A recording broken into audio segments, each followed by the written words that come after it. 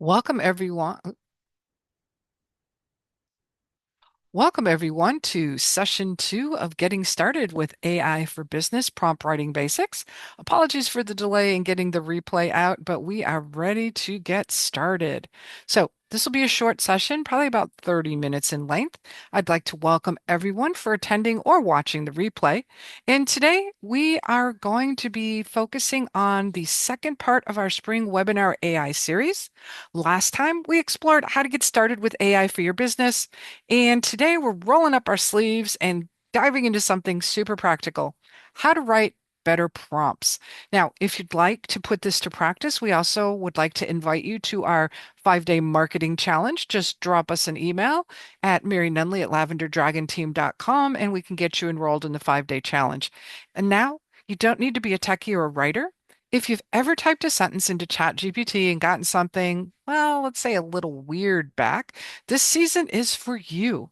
In the next 30 minutes or so, I'm going to walk you through what a prompt really is, give you a few foolproof frameworks, the ones that I use to help make your prompts stronger, show you a couple of different styles of prompting, including ones that the pros use, such as my mentor, Jonathan Mast, and share some real examples from small business life. We'll also take a look at a real prompt together, and I'll leave it to you to find ways to improve it. And then you'll have a chance to create your own. So let's get started. As I mentioned, we're going to cover the fundamentals of AI. We're going to cover what a prompt is, some prompt frameworks, prompting styles, which are different from frameworks, some use cases, and an opportunity to try this before we wrap up and talk about the next session. So, just in case you're not familiar with what AI is, AI starts out this whole conversation. AI has been around for a very long time. However, we have seen increased use of AI since roughly 2022, 2023, when ChatGPT became the buzz and everyone was talking about it. So, one thing that you can do is think of AI as your very smart, but slightly eccentric virtual intern or colleague. It reads a lot, like most of the internet, and when you ask it something, what the AI does is it tries to predict the most likely and helpful response based on patterns. And so, while some of us name our AI or act as if our AI agent is human, right now it's still not. But what these AI agents are able to do is understand, predict, and generate content. And some of the tools you may have heard of would be things like ChatGPT for text and now voice, Canva Magic for design, Pictory for video, Microsoft Copilot for productivity. And all of these are using something called a large language model or LLM. It's not sentient. It doesn't understand the way humans do, but it's very good at mimicking that understanding. And so, again, sometimes we can fall into this trap of thinking the AI is human, but it's not. So the question is, how do you get the AI to help you with real business tasks? That's where prompts come in. So if you think about it, a prompt is just your set of instructions. It's like asking an intern or a new hire to go write your newsletter. But instead of saying, write a thing, you give it details like the tone, the audience, the length of the newsletter, perhaps an example. And this would be the same thing with that intern or new hire. If you just say, go write me a newsletter, you don't know what you're going to get because you haven't given any parameters. So think of the prompt as providing those parameters or constraints for the AI. Thing to keep in mind, just like working with human colleagues, the better your prompt, the better your instructions, the better your result. There's no magic, just better instructions. So, looking at a prompt again in a little bit more detail, it's the instruction or input you give to the AI. It typically includes a minimum of these three elements: the instruction, what do you want the AI to do? The context, what should the AI know? And the expected output, how should it answer? So again, going back to our example of an intern or a new hire, the clearer and more specific, the better the outcome. And when you think about it, the outcome can be anything from a social media campaign, an email to a customer or an employee. It could be analyzing your, quarterly sales reports. There's a lot of things AI can do. And so let's use the example of running a bakery. If you just type, write a Facebook post, you're probably going to get something generic like come try our fresh baked goods today. Well, that's not really what we're going for. But if you were to tell the AI or your human intern, write a playful Facebook post to announce a new line of gluten-free cupcakes for health-conscious parents. Keep the post under 50 words and include a pun.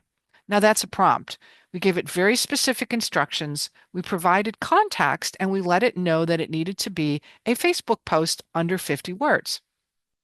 So think about some of the tasks that you have on a regular basis. How could you use AI to help you? And another thing you might want to consider is try AI compared to a new hire or new person to your business and see who has the better output. Now, I do want to reinforce that while AI is a powerful tool, it is still just a tool, and you still need to put in human insight, human input, and most importantly, you need to review what the AI provides and don't just accept it at face value. So here's a prompt formula. Prompt equal instructions plus context plus output expectations. So if you think about that, those are the elements that your prompt should include. Now, there are varied prompt frameworks. We're going to talk about ICED. I like acronyms, RTATC, and goal-based. And so I primarily use these three. There are a lot of frameworks available for you to pick and choose. Find the one that works best for you. So when we talk about ICED, it stands for instruction, context, example, and directions. It's short, it's sweet, it's great for those day-to-day business tasks. So for example, you're stuck writing a quick email, promotional email to your customers. So you can use ICED and your prompt may go something like this. The instruction, write a short promotional email. The context, it's for a boutique that just launched a spring sale. Example, mention something like buy one, get one half off. Direction, keep it upbeat and under 100 words. Pretty easy, right? So think of iced as a way of giving your AI a recipe. That's why I like iced recipe cooking. It's got the ingredients, the steps, and the flavor profile. Another one that I use frequently, especially when I have more robust projects, is the RTACT framework. And that stands for role, task, audience, tone, and constraints. So the role, act as a digital marketing coach. The task, write 3 Instagram posts or captions for 3 Instagram images. The audience is busy small business owners. The tone should be encouraging and conversational. The constraints, each caption should be under 100 characters with 2 emojis. And you could provide it additional information. And one of the things that I have found is that if you work with the same AI agent or AI tool, it begins to know more about your business, your style, who you are. For example, ChatGPT has an upgrade where the memory now remembers past conversations. And so this is a way to refer back to things too. Remember when we were working on this task? You can also provide some information in the settings in ChatGPT to tell it more about who you are, what your business is, and what the tone is. But that's a conversation for another day. But just know that it's available. So another prompt framework is goal-based. This is simple, direct, more conversational, less structured. Let's say you don't really have a formal idea in mind for what you're trying to accomplish, and you're just using the AI as if you were a brainstorming partner or a conversation with a colleague. It's 2 o'clock in the morning, nobody's there to chat with, you're talking to your AI. So, for example, draft a return policy for my handmade soap business. Keep it friendly but professional and make it under 300 words. That's enough to get started. It's not going to be exactly what you want the first, second, maybe even the third try, but it gives you a starting point. And you can then have a conversation with the AI. So you might say something like, paragraph 1 is great, but in paragraph 2, I really want you to focus on X. Or don't forget, here's the name of the business. Sometimes ChatGPT may even say, would you like me to create an image for you? Would you like me to put that in a Canva document for you? Now, keep in mind that sometimes the AI thinks it can do more than it really can. And so don't always believe it when it says, I can create a PowerPoint presentation for you. I can create a, XYZ file for you. You might be less than pleased with the end results, and it's okay to tell chat or whatever AI tool you're using, that's not quite the direction I want to go. Let's just stick with text or text and images. And if you ever want to hear about some failures, message me on LinkedIn and I'm happy to share some of my nightmare experiences with AI. Then there's also what's known as prompting styles. And when we talk about prompting styles, this is something to help you with your task. And it's a way to think about what the task is on hand and how many instructions you need to give the AI. So some of the common prompting styles are zero shot, one shot, few shot or multi-shot, and chained prompts. And we're going to just take a quick look at each of these. And I know I'm covering a lot of information in a very short period of time. We're going to go in depth in our fall and summer webinar series on prompt writing and stuff. This is really designed as an introduction to kind of wet your whistle and get you to just begin exploring your AI tool of choice.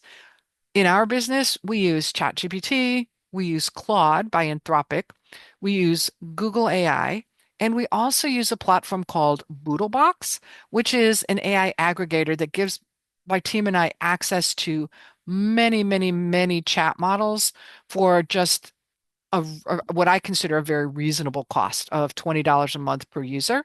So again, if you're not sure what AI you want to use, looking at something like an aggregator like Boodlebox or Poe or some of the others that are out there is a great way for a very low investment to explore multiple AI agents and find out which one works best for you. And I'm not an affiliate of any of these products that I'm talking about. These are just products that the team and I have tested and used. All right, let's go on. So, prompting style, zero shot. Write a product description for our new scented candle. Well, if I were to give that to my intern or new hire, who knows what I'm going to get because I haven't really included a whole lot of information about what the candle is, what's the size of the candle, what's the scent of the candle. It's fast and it's good for brainstorming, but it could be really hit or miss because you just don't know what you're going to get because you didn't give it enough information. So remember what we talked about earlier with prompts. The more information, the clearer the instruction, the better the output. Another one is a one-shot prompt. So here we're going to give the AI an example. Warm up your home with our pumpkin spice candle, hand poured and fall ready. So that's a prompt, a sample that we use on our website that we really, really like. And now we're going to ask the AI to write one for a lavender candle. So we've provided the AI with some information and a sense of our style. And now we can see what the AI does using this. Now, just for fun, go ahead and try it with your favorite chat tool. Use the sample, use the instruction, and see what you come up with. These are best used for simple tasks or requests. So it's like it's one shot. It's just one thing you want the AI to do. Then few shot or multi-shot prompts. This one is kind of the hero of the prompting style. You give it a couple of examples and then ask for a new one. So you might use it when writing email responses, product descriptions, messages to the team, vendor messages, late payment messages. There's a wide range of ways you can use these few shot or multi-shot prompts. But what's happening is that the AI is beginning to learn more about your tone, your style, your rhythm, and it's almost like you're training that new hire or intern to do the things you need it to do. So in this example, we're going to have a short product blurb using a friendly tone. Bleh. And we're providing some examples. So example number one, stay cozy all winter with our handmade fleece throw, soft, stylish, and sustainable.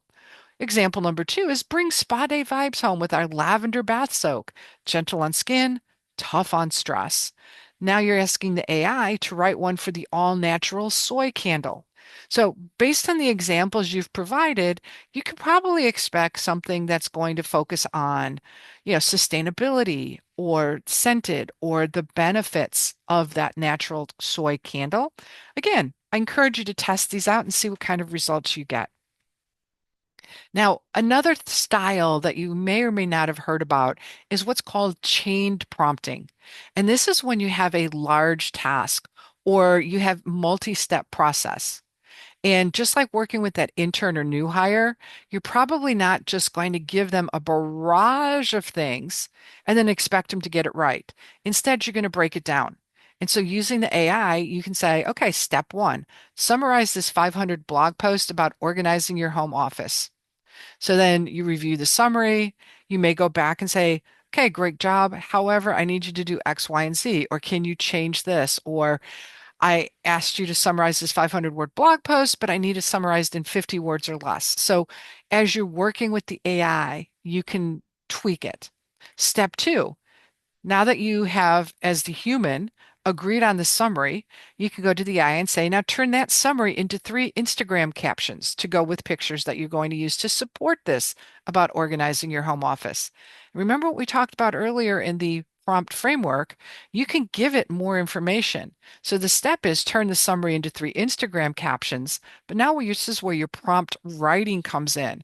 3 Instagram captions under 50 words with at least 2 emojis, the audience is, and now you're expanding that, but you're chaining these steps together because it's summary, then turning the summary into social media content, and then step three, and this is why I have the little arrow there, is write a call to action for an email linking to the full post. And so this is a very different type of action, but it's still tied into everything you've been working on. So you've uploaded that blog post to your AI, you've had the summary created, you've turned the summary into social media posts, and now you want something that goes into an email with a link going back to the entire article. So basically, you're building a chain. You really wouldn't be as effective perhaps writing the call to action first, or maybe you would. But definitely step two is relying on step one. So think about this as you're creating your content and writing your posts. All right, so some use cases: customer service reply, creating social media content, drafting policies or documents, and idea generation, a brainstorming partner. So again, keep in mind, AI is a tool. As the human, you still need to review, edit, and check for accuracy. AI has been known to hallucinate even now. So just keep that in the back of your mind. So, use case: write a kind, professional email offering a refund and apologizing for a delayed shipment. Mention that you value the customer's time. And so you can have AI write that. Some things that you might want to also include is include the customer's name, include a signature line, include the date. Or you may just say, I want a generic, kind, professional email offering a refund. Depends on your business and how often you need to send this type of email. Another one: give me 5 playful Instagram captions to go under pictures for a new dog grooming service. Each one should be under 100 characters with 1 emoji. So notice we've already mentioned, we've got the style, playful. We've told it the output 5 Instagram captions under 100 characters, 1 emoji, what the business is. We could even expand that to include information about for new dog owners or for, pet owners that have senior citizen dogs. You know your audience, you know the output you're looking for. This is your starting point. You can also use it to help draft policies and documents. Draft a shipping policy for an online handmade goods store. Keep it easy to read and friendly in tone. Now, I would expand this draft to include specific details. Break the policy into sections: one about returns, one about damaged goods, one about, so depending on your business, you may want to add more parameters. What I suggest though is start simple and then build up to this. So read the original policy and then go, oh yeah, wait, we need to add this.